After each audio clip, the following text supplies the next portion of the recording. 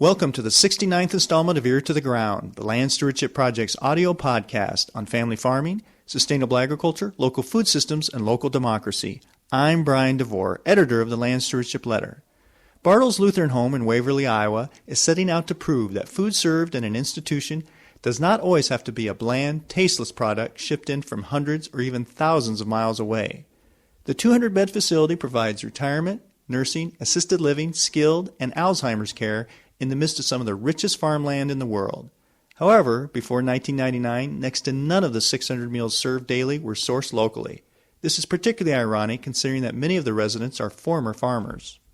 During the past decade, Robin Gaines has worked to change that.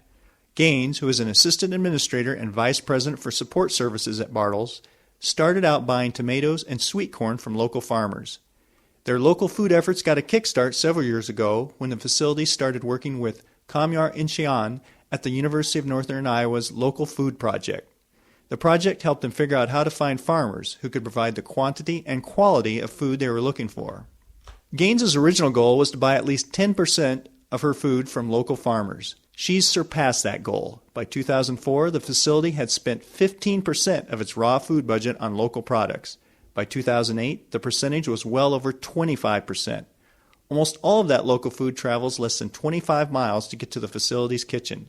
Currently, Bartles buys a variety of fruits and vegetables as well as beef and dairy products from 17 different farms. It hasn't always been easy. Significant obstacles such as seasonality, transportation efficiencies, processing resources, and even food safety concerns have limited the facility's ability to increase its local food purchases even more. But Bartles remains committed to buying as much food from the community as possible. The kitchen is getting rave reviews from residents on the taste and quality of the food. In addition, the care facility's staff members feel good about the fact that they are supporting the local farm economy. Other healthcare facilities in the Midwest have approached Gaines about ways they can begin sourcing more of their food locally. I recently sat down with Robin Gaines as well as Bartles chef Tracy Wilson to discuss some of the challenges and rewards of serving locally produced foods in an institutional setting. Gaines started out talking about how even though locally sourced food can sometimes cost more, in the end it makes more economic sense for a facility like Bartles. We're in the habit now of buying it. We did look at it, and there isn't any way you compare because you're not comparing apples and apples. You know, homegrown and off the truck, they're not the same. They never will be. You can compare tomato and tomato, they aren't the same. I don't care what they cost. Your money ahead to buy the local one that your residents are going to eat than to spend the money on the one that comes off the truck that you're going to throw out. Nobody is going to eat it. It's money in the garbage disposal, period. That's all it is. It's wasted money. Yeah. It sends your food costs up. So you might as well buy something that people are going to eat, whether you pay more for it or not. In the long run, it's less. Mm-hmm. And squash, you know, buying fresh squash that your cooks have to, you know, cut into and bake as opposed to frozen squash. Yeah, that frozen squash is cheap. Again, you can't compare. Right. We haven't bought frozen squash for forever. Because we buy as much squash as we can in season, and then they freeze it. Uh-huh. So we have it all winter long. Great. And squash is a big seller in long-term care because you have to meet vitamin A every other day, so that's a good way to meet it. You don't want to serve your residents carrots every day. Mm-hmm. And really the easiest thing for a facility or a school or whatever that wants to get started is to go to the market. Yeah, farmers market. Because your farmers are there, your producers are there, and visit and see what they have to offer, and then talk to them and see if they can, you know, if you need, like we need every time we do asparagus, we need 30 pounds of asparagus. You know, can you supply? Because some of them can't. And we found that some of the farmers, some of the producers want to be into that farmers market scene, and we're second. You know, so they have to have enough for the farmers market before they have for us. Okay. So, and of course, we don't see things that way because we want to be first and the farmers market second.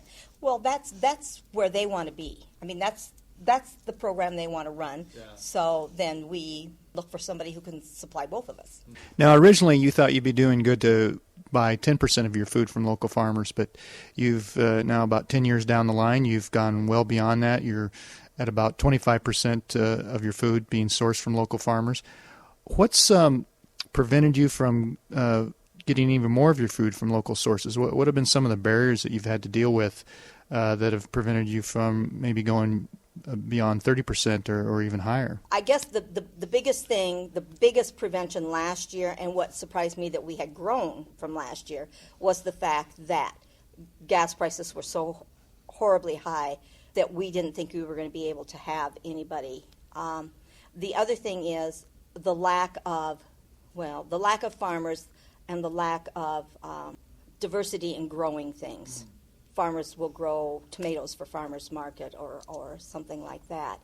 The other thing that is preventing us is the fact that, okay, we can't buy produce all year round. See, if we could, it's not going to happen in Iowa. So if you could buy produce all year round, we could buy, 50% or more. It's the season thing. Yeah, it's the seasons, and that's what prevents us. Yeah. And we're not going to can tomatoes because I'm not going to get into that. And you can freeze tomatoes, but no, we're not going to do that either. If we can freeze it, we will freeze it, which we do. But other than that, no, we're not going to. Another thing that is a prevention from us buying more locally is the fact that we have to use pasteurized eggs. Because we have a susceptible population. We can't buy any eggs that are grown locally, and there's chicken farmers all over the place that would be, and pasteurized eggs are hideously expensive. So that's a lot of our we're held hostage by that. Right. So we're held hostage by a large egg producer.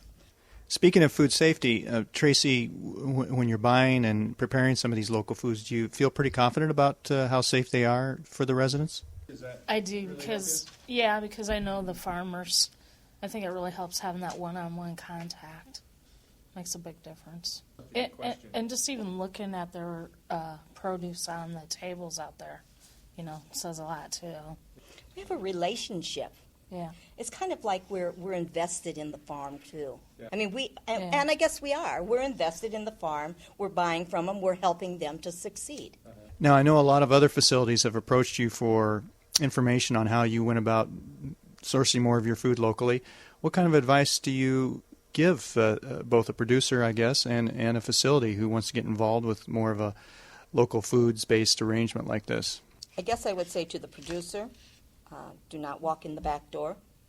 Get an appointment. Most food service people are very busy.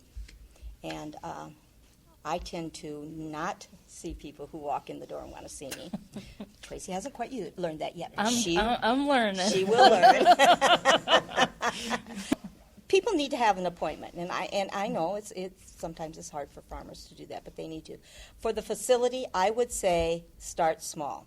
If you are in a hospital, start it with your staff cafeteria or something.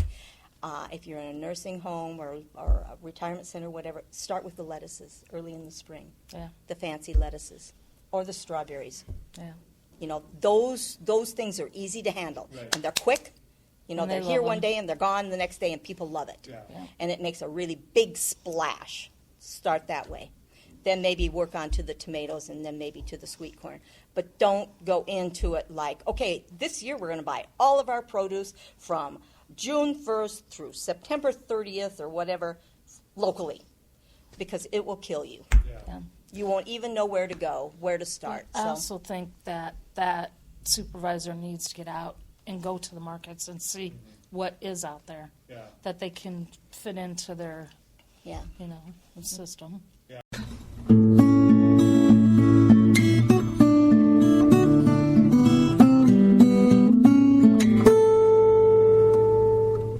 For more information on efforts to get locally produced foods in restaurants and institutions such as Bartles, check out the Northern Iowa Food and Farm Partnership at www.uni.edu/CEEE/food project.